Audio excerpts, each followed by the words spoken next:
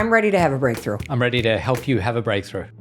Why is this feeling that you haven't reached your full potential? You know, we kind of say we're stuck. Why is this so common? The way life is structured for us today, there is a lot of emptiness. A lot of what we spend our time doing does not build on the other moments we spend so that we're building towards something that feels meaningful, that is substantial. The problem with being stuck is it feels very personal, it feels very uncomfortable, and it feels like it's a bit of a mess. But it turns out we're all stuck in some respect. What is the first step, Dr. Alta, to getting unstuck? The first one is to...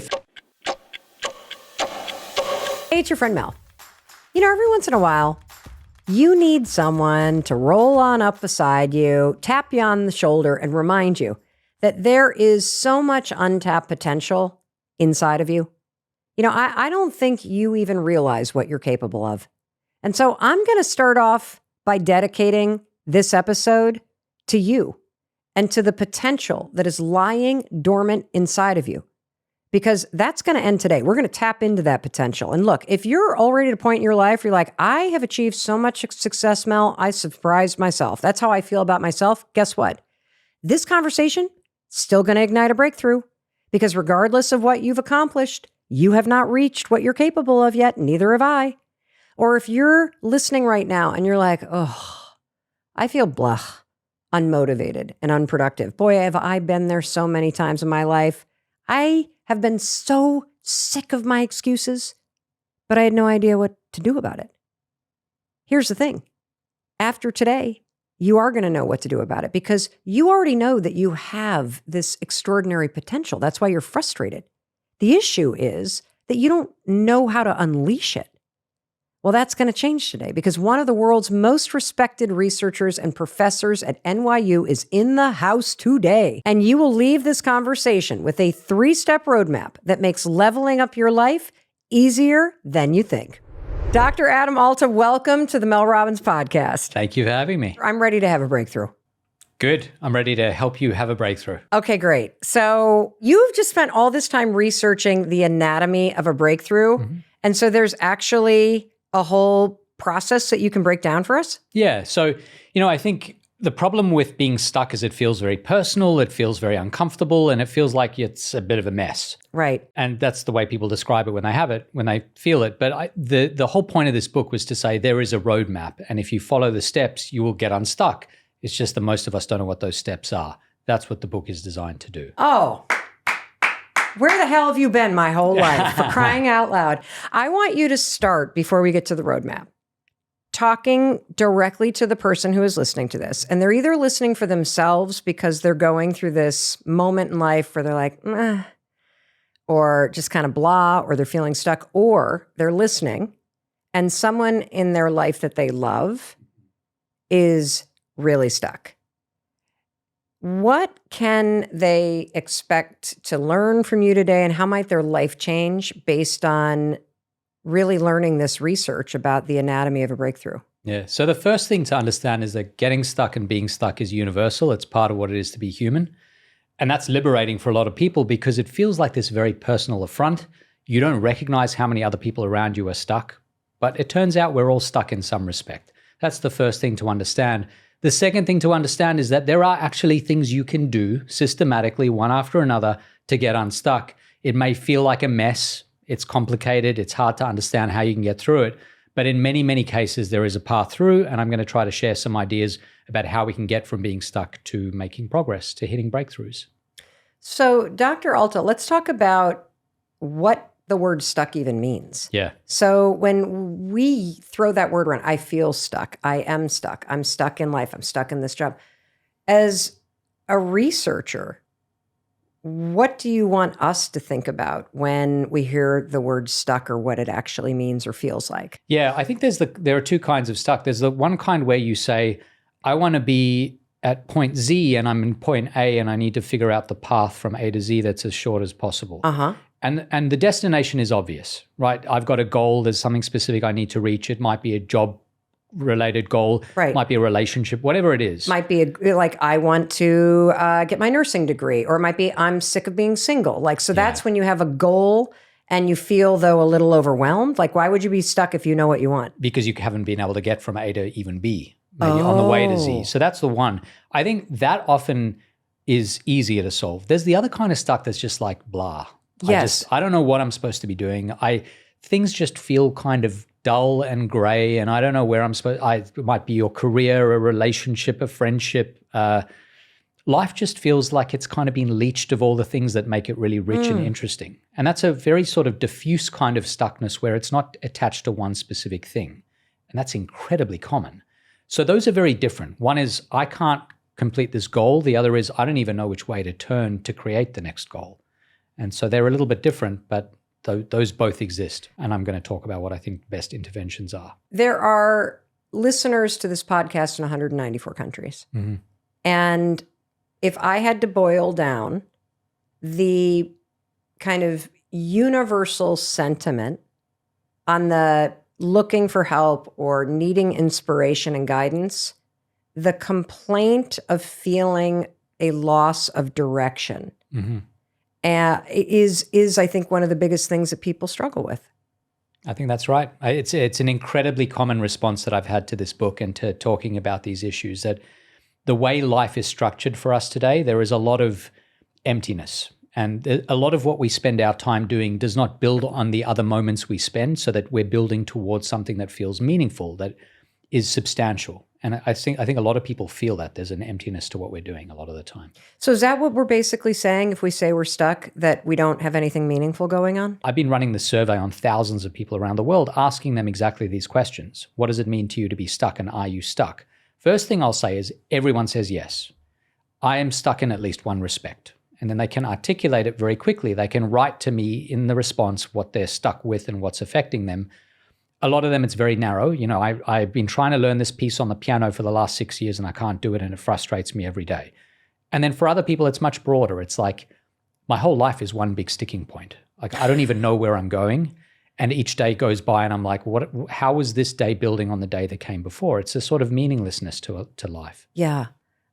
Which is so overwhelming, which only makes you feel more lost. Are there particular areas in your research that come up over and over in people's lives where they tend to get stuck? A lot of it is creativity based. So I think it's hard to be creative. You know, you're asking a lot of a human being when you say come up with something new or have a good idea. And we all assume that that's something we should be able to do. And our work often requires that of us. And so for a lot of people, it's in that domain.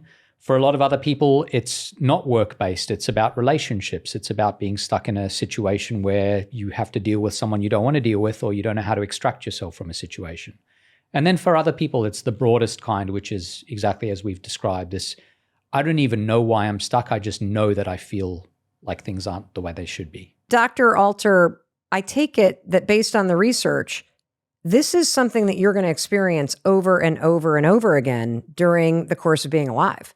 Yeah, a huge part of it is accepting the discomfort that comes from being stuck and recognizing that this is universal, that everyone is in this position at some point, often many points of their lives. There's this incredible research talking about how often these things come up for us, these major changes in our lives that make everyone feel stuck. Bruce Feiler has done some research looking at what he calls life quakes. Life quakes are these huge major life events that affect all of us, and we're almost always blindsided by them. And they're very often not things we want to happen in our lives. Like what? Like change in a marital status, a divorce, the death of a loved one, illnesses, things like that. They come up, they happen to us.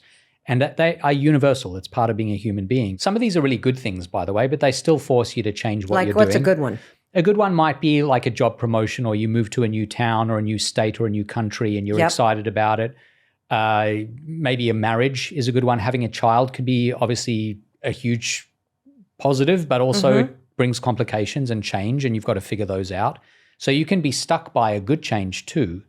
So if your broad philosophy of life is there will be ups and downs and there will be times that are tough, then when those times happen, you don't spend time saying, why me? I can't believe this is happening. You know, there's a whole lot of sort of rumination that goes on if you are surprised by the fact that you're in this position. But if broadly speaking, you recognize that this is what it means to be human, you're just a couple of steps ahead. So it liberates you to start acting and to start making the next steps you need to make to get through that part of life in that moment. I love that. You know, it does make me wonder though, Adam, the thing that I've noticed about people in my life or when I've been really stuck is that it becomes part of my identity. Yeah. And I argue to stay where I am. And so I would love to have you speak directly to somebody who may be really needing a breakthrough when it comes to relationships. Yeah. Or a breakthrough when it comes to their career or their health.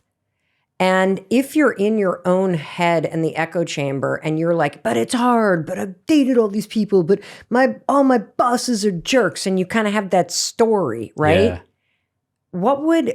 How do you get started in terms of like to even just get over yourself and the way you're standing in your own way? Yeah, there's this really interesting paradox that when you are stuck, the thing you most want is kind of freedom. I just want to move. I want to like get unstuck. Yes. It turns out that constraining yourself and having very prescribed steps is really useful. So one process I use with people and with companies as well is a process called a friction audit.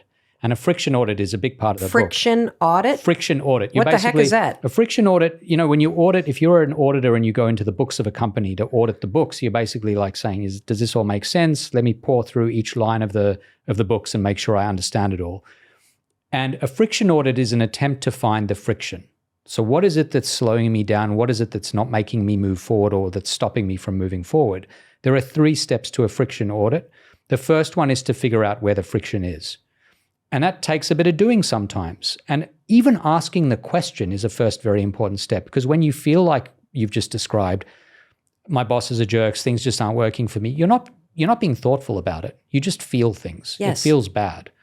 So the friction audit, basically the process says, figure out what the biggest sticking points are. They could be, every day there's a part of the day that I look forward to least, makes my life least happy. It's the biggest, downward force on my well-being. That's a friction point.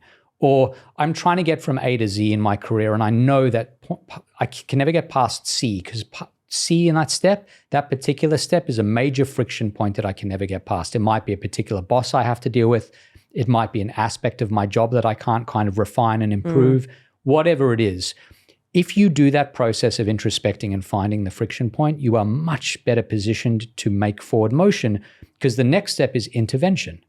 Is there a way that I can either weed out that friction point altogether or sand it down, smooth it down?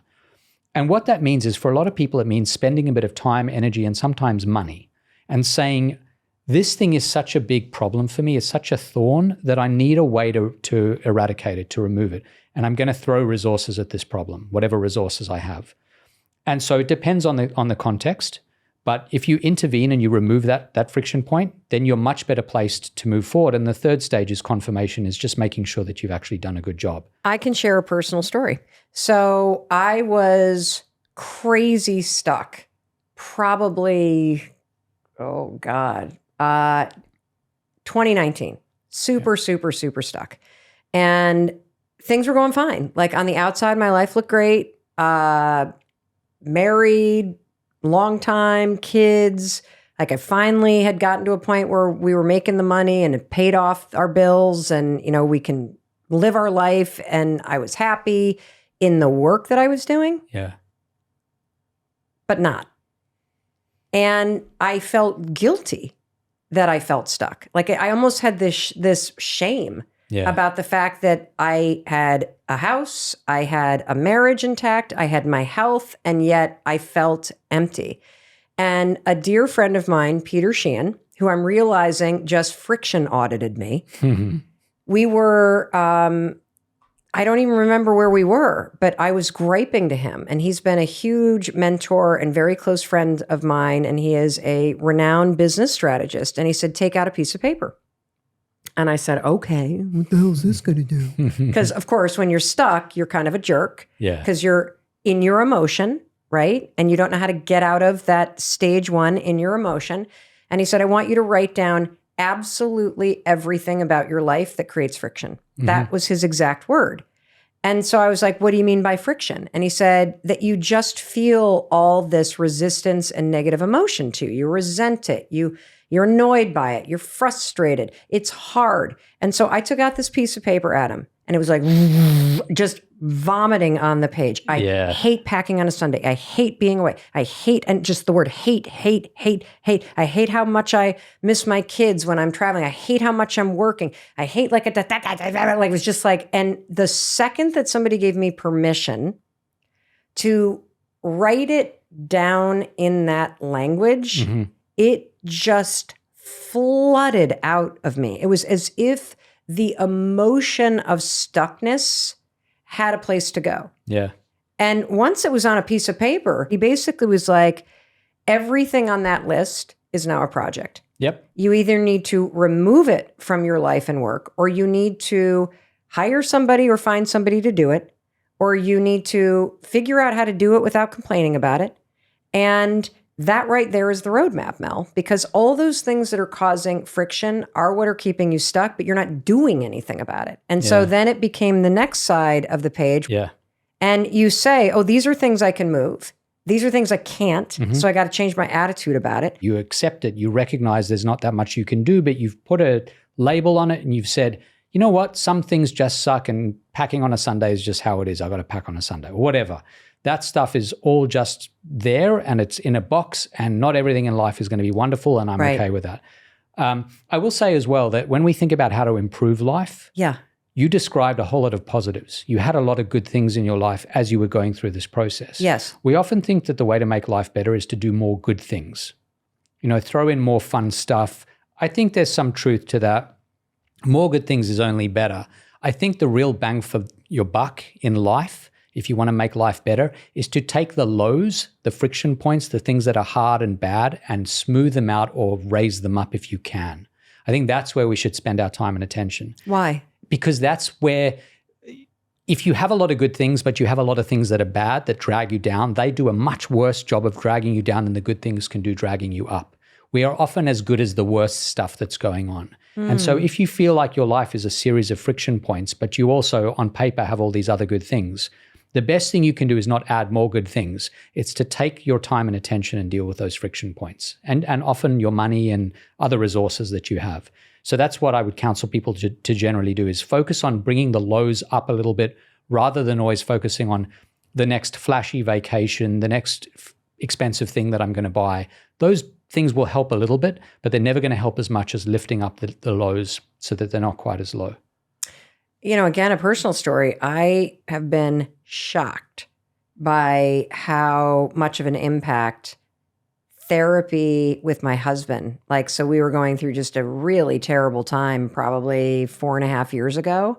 And we went into counseling, and holy cow, it was like a crypt creeper digging up the dead bodies everywhere, kind of awful, painful thing. But on the other side of it, I had no idea how incredible the relationship could be. Yeah. And it wouldn't have been had we not hit that really painful moment of feeling stuck and just in a standoff.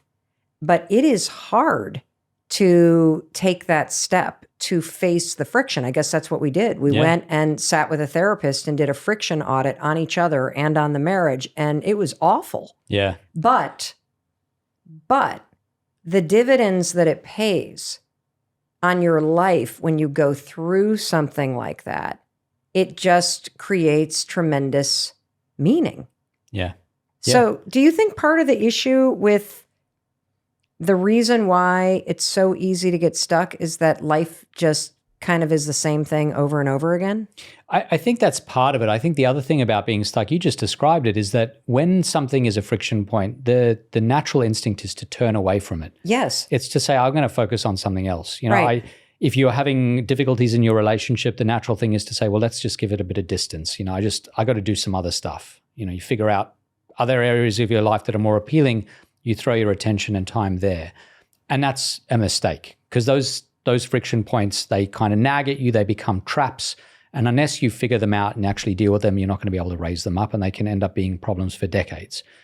And so I think that's a large part of it is that there's a kind of sameness and a repetition to life. And the repetition comes from ignoring those little things that are niggling, that are sort of pulling at your ankle, saying, hey, do you want to look at me? And you're like, no, I don't want to do that. There are some other things I'd rather do instead that are more fun and more appealing. And that's why a friction audit is so useful, because it forces you to pay attention to what's not working, which we generally as humans don't have the instinct to do. No, in fact, we not only don't have the instinct to take a sober look at what's not working, we have the instinct to turn away from it. Yeah, exactly. So Was there anything in the research about particular periods in life or ages where you tend to get more stuck? Yeah. So I have some research with a colleague of mine, Hal Hirschfield at UCLA, where I was 29 and I felt like I was about to be 30. This was a number of years ago now. I'm much older than that now. But at the time I was 29, about to be 30. And I felt like I had to do something just to kind of show myself that I was still just as vibrant as I'd been when I was younger and so on. So did you feel stuck? I felt stuck in various ways. I felt stuck. And how so? Like put me at the scene. I want to meet the 29-year-old Adam.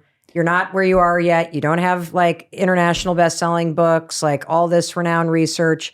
Tell me who Adam at the age of 29 stuck was. I had just finished grad school. I was just starting a new career. I wasn't sure if I wanted to be in the United States still. I was missing people in Australia. I was single.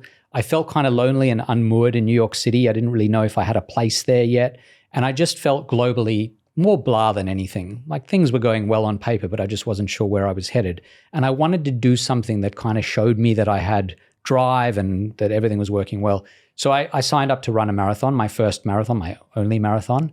And I did this at 29. And Hal and I were talking about this and saying, we were thinking about the idea that the way we count using this base 10 system, the who? The decade, we count in tens. Oh, got it. Okay. So the way we count using tens, we think of decades as meaningful, right? So turning 30, 40, 50, 60 is a big deal in our culture. Yes. There's no inherent reason why 39 to 40 should be different from 35 to 35 to 36, but it does feel different. And because of that, we wanted to investigate whether every 10 years when your age ends in a 9 and you're thinking about a new decade, does that push you to think more deeply about your life? And that's what we found. So what you find is there's a little spike in questioning the meaning of life around the 9 ending ages. It's like a little end of decade crisis. And you see some interesting things happen on the back of that. So one of them is more people are likely to sign up for marathons the way I did. At the age of ending a 9? At 9 like ending 29, ages. 39, 49, 59? Yeah, they're more likely to be interested in things like reading books on aging. You see a little bit of people are more likely to buy those kinds of books. They become more focused on aging. You also see some negative things. If they have a crisis, when they have that questioning of meaning, you see a rise in extramarital affairs. So if you look at the data, there's a rise with 9 ending ages for those kinds of affairs. And you even see a small rise in the suicide rate. So there are profound things that happen at the end of the decade for people. And this is a time when we tend to have these little moments of questioning and when we feel quite stuck. So is that called a temporal landmark? Where there's like this sort of almost marking of time that makes you then assess the span of your life? Yeah, I think it's similar to how we do this thing of creating resolutions between December and January. It's a moment that just pushes us to think more broadly and abstractly.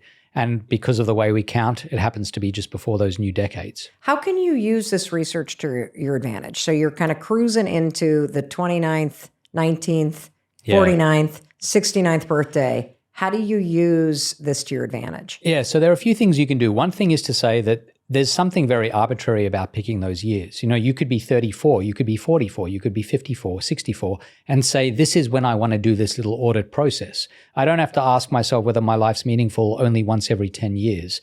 And actually doing it more often is better for you than doing it once every 10 years and having this huge event where it feels overwhelming. Right. So do this often. Just ask yourself, maybe once a year, maybe it's your birthday, maybe you don't want to do that on your birthday, you want to do it on a different day. I think it's the perfect day. It is. That's what I do, but other people might not want to, have their birthday be about this process, but do it once a year. Hold on I want to push back on that because the single best thing that you could do as a gift to yourself is to pull out a blank piece of paper and go, where is there friction in my life? Because what I know based on Adam's research is that if I were to turn my attention to the friction in my life and make it a project to either remove it, smooth it out, or face the stuff that I do not want to face, that I know is in the back of my mind and it bugs me, but it's going to bite me in the rear end someday. If you did this, because here's the thing, I'm thinking about this list that I did with Pete. I do it every year. Yeah. My business, my life, very different right now than it was even like 6 months ago. And so I think this is like the greatest thing you could do for yourself is to wake up to where are those places in your life where there's like, it's almost like stuck is this signal and this flag from your internal like navigation GPS going ding, ding, ding, ding, ding. Yeah. Turn toward this. Yeah. I mean, you could do it on your birthday. Absolutely. I think for some people, it's a kind of overwhelming moment. And so they don't want to do it on their birthday if they prefer not to, but I'm totally fine with it being on a birthday. The one thing about doing it consistently every year is the list should change. If you're doing a good job of intervening, then that's a moment of confirmation when you can say, hey, look, there were these things that 2 or 3 years ago I was writing down. I kind of fixed them. I figured out a way past them.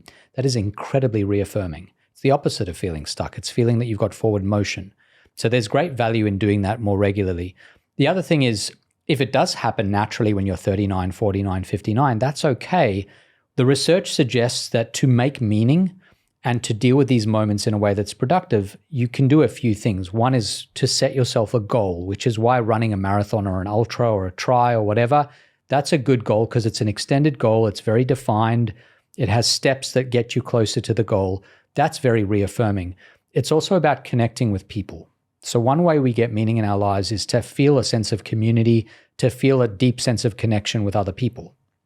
And so if you can do that, if you can make sure that you reach out to all your friends that you've been meaning to reach out to, that will also be very productive on those times when you're questioning the meaning of life. Okay, so Doc, I'm going to play the role, please, of the stuck family member. Mm-hmm.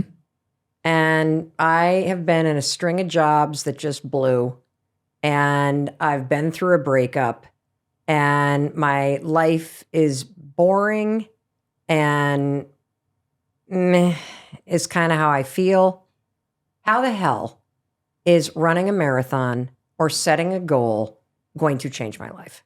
So the thing itself is that's not the issue. It's not that you've run a marathon and suddenly you're going to become a person who makes all their money and spends all their time running. Okay. That's not what it's about. It's about demonstrating to yourself through the way you're behaving certain things about who you are, that your life has a kind of purpose and that you're the kind of person who can seize an opportunity to approach a goal and to reach a goal and to succeed. There's something tremendously valuable about signaling that, especially when you feel globally stuck. So it doesn't actually matter what the goal is. It's not the goal for goal's sake. It's the fact that you are moving towards something that says, I have achieved, I have done this thing. So that's what the value of, say, a marathon is. It's not for everyone, but for some people it's very useful. It was very good for me. It did make me feel much better about where I was. What are some examples of things that you found in your research that people would pick as a goal to signal something else? Like that I'm moving forward. I'm not going to be defined by this stuckness. Like the fact that I can say I'm going back to school or I'm losing weight. I'm like whatever. Right. Like, if I'm playing the disgruntled family member. Yeah. Because I think you feel so stuck that there's so much resistance to even first the belief that it's going to change. Yeah. And also resistance to moving yourself in a different direction. I mean, you're up against inertia. We're talking physics here. So do you have examples of other goals that you've seen in your research or just even in the interviews that you've done for the book that really have helped people? Yeah, and these things, because it's not about the thing itself, it's just what it signals, they're kind of like palate cleansers that get you ready to do the thing that actually needs to be done. So for a lot of people, that's a very valuable step. The things are often of one of three types. There are athletic pursuits, so something like running a marathon, running a tri, whatever it is, and that has the benefit of often getting you moving, which has its own benefits that are separate from all of this. Second kind is intellectual. I want to learn a language, I want to learn a new skill, I want to learn to code. It doesn't matter what it is, but it's something that's important to you. It can be directly relevant to your job, so it might actually push you forward, but it could just be like, I don't know how to do crosswords. I want to get to the point where I can do the Saturday crossword in the New York Times, and then you do that. Whatever. And then the third kind is creativity based. I want to paint a picture. I want to create a piece of music. I want to create a film. I want to take photos. It doesn't matter what it is, but I want to get better at a particular skill that matters to me. All of those are very valuable in showing you that you can have forward motion, that you can make movements towards a goal. It doesn't matter. Everyone has their own preference about which one works, but they all seem to work pretty well. I can give you a bunch of examples from my family. So my husband, Chris, has completed that online fitness challenge 75 hard 4 times now. My daughter's done it twice. Both times they committed to doing it simply to shake up their life and tap into their potential. Here's another one. So just yesterday, my husband got up at 6 o'clock in the morning, to go to a National Park Service website so he could reserve a campsite for 6 months from now to the date. And believe it or not, by the time he logged on to the website at 6:00 in the morning, his top 2 choices were already reserved. He got his third choice for a campsite up at the national park so that our family can climb Mount Katahdin. Now, here's what's cool about that. We're not doing it yet. It's just something that we have put out into the future. We made it a goal over the holidays that our family wanted to do that this year as a family. And Chris marked his calendar 4 months ago that this was the date he needed to log on.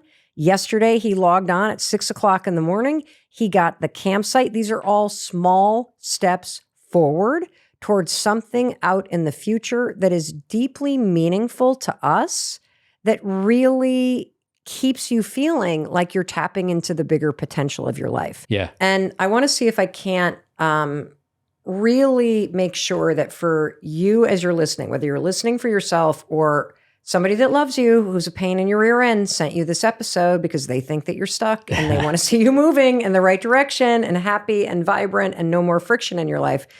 I want to make sure that you really get the power of what he is telling you.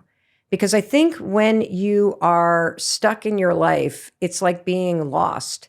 And when you're lost and your GPS is not connected, you get that spinning sensation where it's like waiting to reconnect.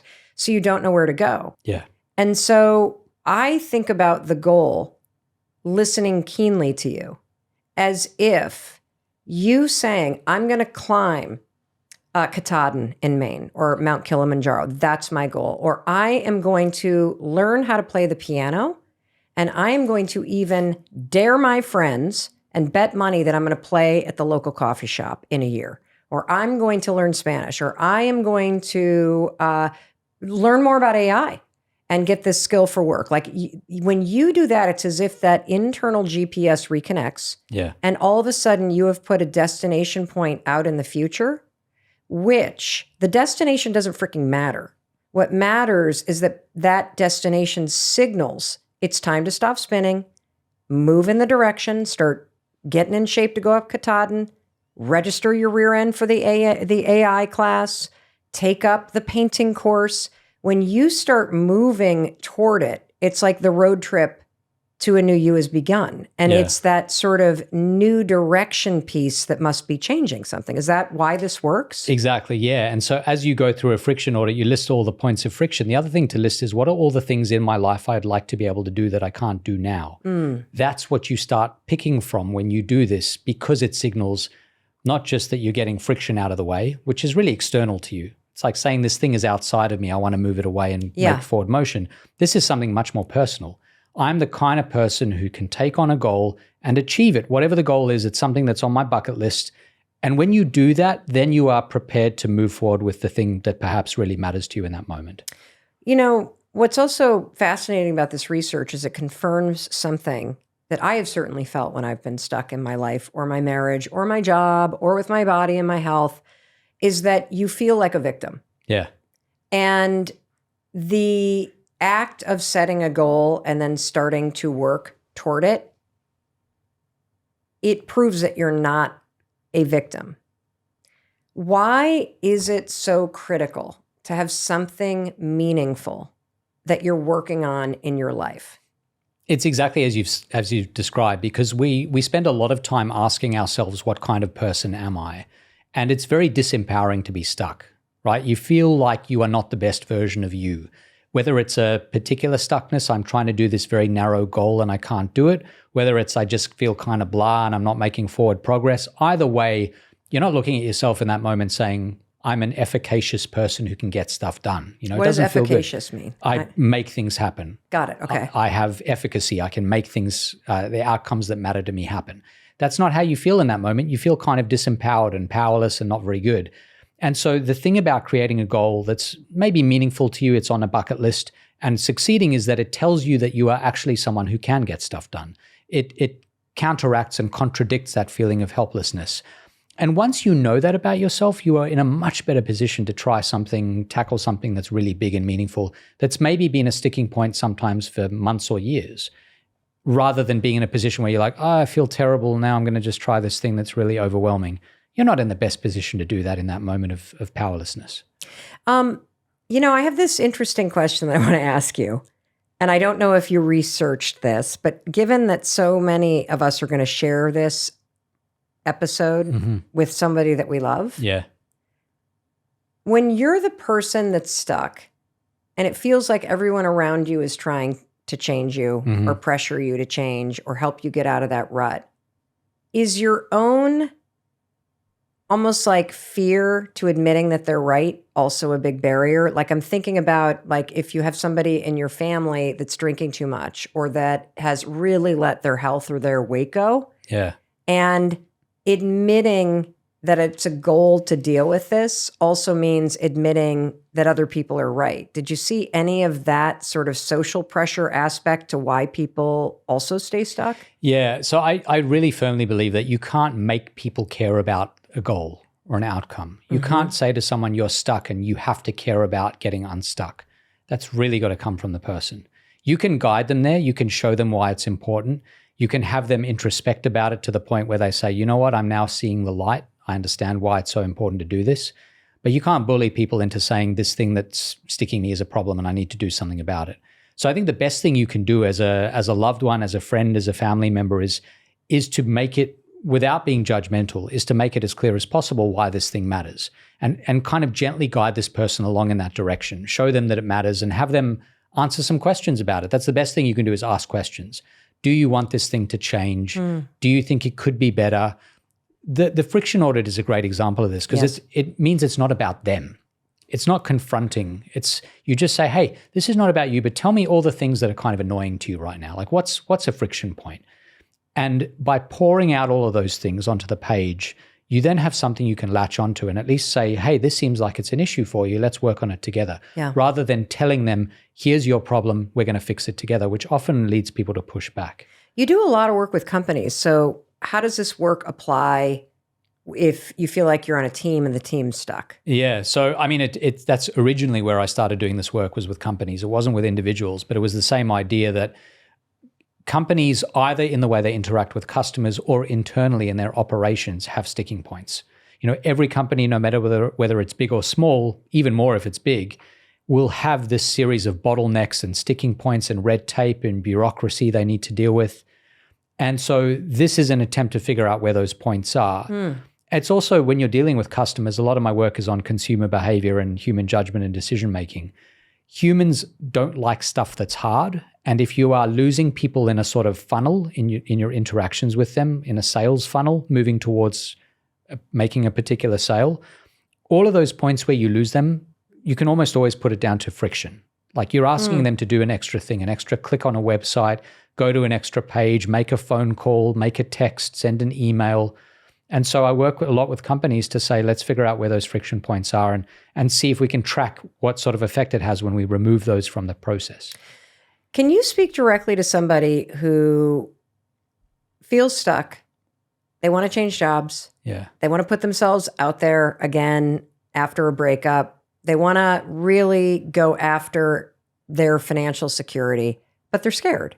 Yeah. Like they're scared that if they won't find the job, they're scared that they're going to just meet somebody else that breaks their heart. Could you just talk a little bit about what the research says about why it's so important to do it anyway? Yeah. So the one thing we haven't really talked about is the third section of the book, which is habit. It's actually doing something. It's acting. The single best thing you can do if you feel stuck is to take a minimally viable action. In other words, the smallest possible action that moves you in the right direction. Try to think of what that tiny little action would be. It might be, if you're in a job you don't like, it might be just learning what the alternatives are, making a list of alternative job options, alternative industries you might want to work in, maybe go even to the point of making a list of specific companies that are your goal companies. And then you can go through the sort of pros and cons exercise of figuring out what are the strengths and weaknesses of each one. But even that small act, doing something, moving in the right direction, is enough to signal that you've got forward progress. And then you can do the bigger stuff later on, but getting the ball rolling is the biggest trick. It's doing the small things so that you're not static. you're actually moving in the right direction. Why is that important? It's important in part because you're signaling to yourself that you are the kind of person, again, who can move. The same issue comes up again, but also because moving from zero to any action is really, really important in getting the big action to happen. You have to do that step anyway, and once you start doing it, you're more likely to do more. There's this classic story of Jeff Tweedy, the frontman of the band Wilco, who talks about how when he's trying to come up with creative ideas, it's incredibly difficult. And so what he does is this minimally viable action. He says to himself, when I wake up in the morning and I don't want to be creative, he writes books and he writes music. Sometimes he doesn't want to do either one. He says to himself, I'm going to spend 10 minutes coming up with the worst sentences I can, writing the worst, most boring music I can. Because what he's doing is he's lowering the bar all the way to the ground and saying, I'm going to be non-judgmental. I just need to do something. And that has two effects. One thing is, again, it gets the ball rolling. And so when he's trying to do good writing, it's more likely to happen. But the other thing it does is it's sometimes means that the things you think are not good in those moments actually turn out to be better than you think. They actually are more important than you think. And that process of being non-judgmental and just letting little things happen and not saying it has to be perfect is a very useful way of moving forward. I love this 10-minute rule. Yeah. And I also assume it's going to be the worst because you've lowered the bar. Do you have other quick examples? Because I know the person listening is going to be like, okay, so what's an example in a job? What's an example with a relationship? What is the minimal viable action that you could take just to get somebody thinking? Because based on the research, without doing this, you're going to stay stuck. This is step 3. Yeah, exactly. So this is the thing, is the smallest action is the good one. One thing I really like that I find very valuable, and this is what got me unstuck when I was doing a degree I didn't want to do, was experimentation. Figure out the list of options and then start working through them. Compare them to each other. You will never know what is the right option if you don't know what the set looks like and you haven't tasted a little bit of each one. So set up that array and then spend a week on each one and line it up and do that. And maybe that itself won't get you moving forward much, but it will teach you what you do like and what you don't like, what does work and what doesn't work. And that's a great minimally viable action, is to say, I'm going to treat at least this part of my life like a long experiment. And then once I figure out the best thing forward, then I can be single-minded and focused on exploiting that one opportunity, that one thing. That's all I'm going to do. But you can't make forward motion until you know what that thing is. Okay, I want to make sure I translate that because that was genius. Sure. So basically, let's just say your goal is to start working out. And if you take on the mindset of being curious and don't turn it into I'm getting 6-pack abs and I'm exercising 7 days a week. Create a experiment of curiosity. I'm going to spend the next month figuring out what kind of workouts I even like. Yeah. And I'm only going to spend 10 minutes every other day. I'm going to try jump roping. I'm going to try Pilates. I'm going to try a HIIT class. And if you turn it into an experiment, this is no longer about getting it right. It's about getting yourself moving. Yeah. And you know that when you do an experiment, some conditions are going to be bad. Some things will be better than others. And that's good. You've learned what does work and what doesn't work. And actually, you appreciate what works more when you've seen and tasted what doesn't. And I'll give you an example. This podcast is something that I thought about for probably 7 years, and it haunted me. You want to talk about stuck and feeling like you're not tapping into your potential. There's this thing you want to do and you're not doing it. I was fully in that mode of the emotion around it, the excuses around it. And it really made me miserable. And it also showed up, by the way, when I did that friction list. And so if I think back, it probably would have been 3 or more years ago, I made one of those friction lists, which I do all the time now. And right on it was, I haven't started the podcast yet. So the fact that it showed up on the list meant to me that this was an area of my life, an area of potential that I needed to do something about. And I didn't start the podcast that day. I made a decision that I was going to start working on it. In your words, I turned it into an experiment. And you know, it's interesting to point out, I think it's really important for you as you listen and are a fan of this podcast to know that I didn't even really, quote, do anything for a year. I would wake up every day and I would take 15 minutes of action a day. And the first day, the action was I made a decision I was going to launch a podcast in a year or two. The next day, I simply made a list of podcasts I was going to listen to. That's it. The next day, I listened to a podcast for a little bit of time. The next day, I did a Google search and I learned about the kind of equipment that people use for podcasts. And it just went on and on and on. For an entire year, I would say that I was so busy almost doing a research project and becoming a student of the thing that I was interested in before I even did any of the actual steps of, I guess, recording an episode or figuring out what the audio editing software was. And simply researching podcasts, simply becoming a student of it, every single day when I did something, knowing that it was leading toward this bigger thing, it got me moving. I didn't feel stuck again. And that was years before the podcast actually launched. That's a great minimally viable action So in life. tell us about the role of failure, because everyone's so terrified of failing at this. How do you reframe the way you think about failure to help yourself get unstuck and be successful? Yeah, so very few failures are the be-all and end-all. It's all about framing and how you think about a failure. Very few failures mean you can never do this thing again. Usually they open up other options, opportunities, a second attempt at the same thing. And so the first thing is to accept that and to recognize that failure is inevitable. It's going to happen as you get better, as you challenge yourself. But usually that's not irrevocable. It's not the end of the world. You can move forward. So that's, I think, the first very useful thing. The other thing is to figure out what to take away from that failure. So there are good failures and bad failures. Bad failure is where you fail, you have no idea why, and it doesn't help you move forward and you feel dejected. You don't feel good about it. Good failure is saying, I've learned something. Here is what I've learned. This part of what I did actually worked quite well. Here is where I got close. Here's where I fell short. It may even be a case of learning through that failure that this is not something you should be doing, and you can quit. You can move on to something else. There's nothing wrong with doing that. There are a billion things we could be doing with our time. And if failure is teaching you something about what you shouldn't be doing, that's also valuable.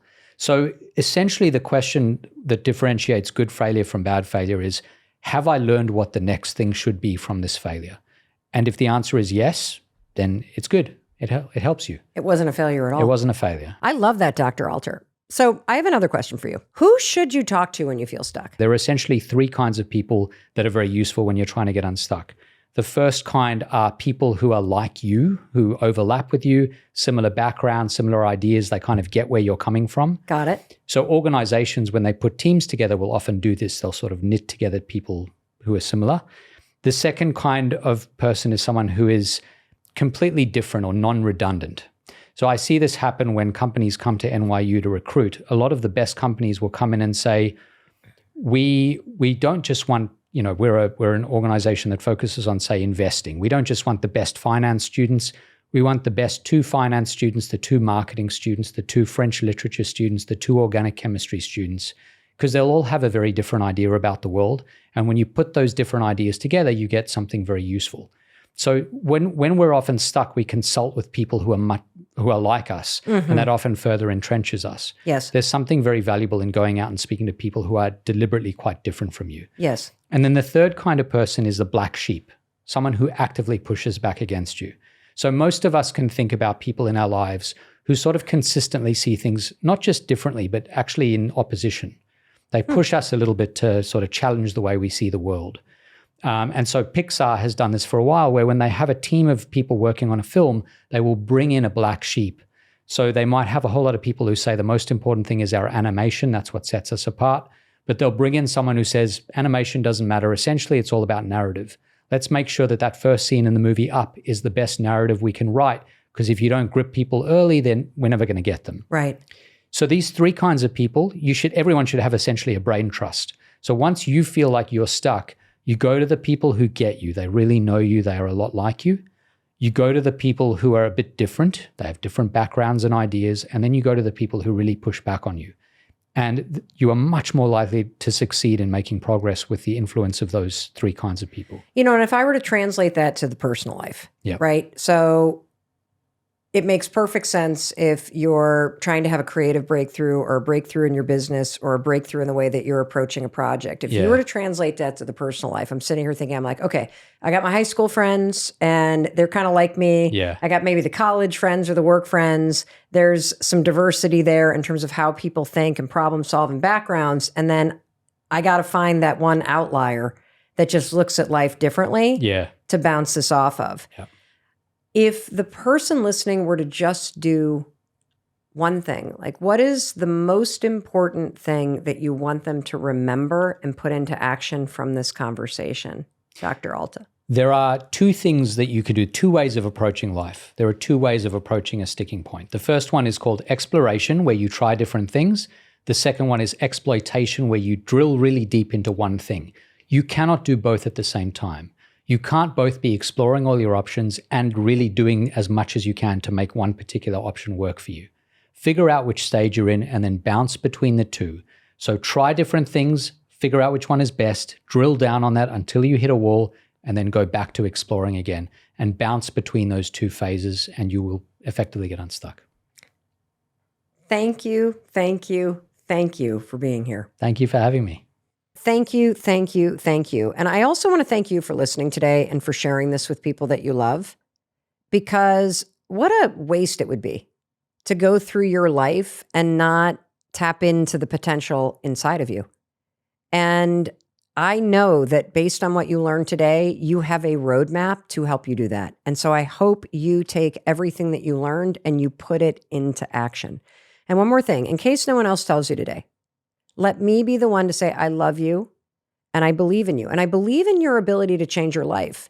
And now you don't have any excuses because you have the 3 simple steps based on the research to plant a signal out into the future and wake up every day and start chipping away at it. Okay? So go do it. I know that you're like, okay, what next? What next? What next? Well, first, thank you for subscribing. It really means a lot to me, and it's one way that you can give back to me. It helps us bring you world-class experts at zero cost. Second, thank you for sharing this, because one way that you make your life better is by supporting people around you with information that can empower them to change their lives. And third, I know you want more incredible advice from experts that are just extraordinary. So check out this episode next.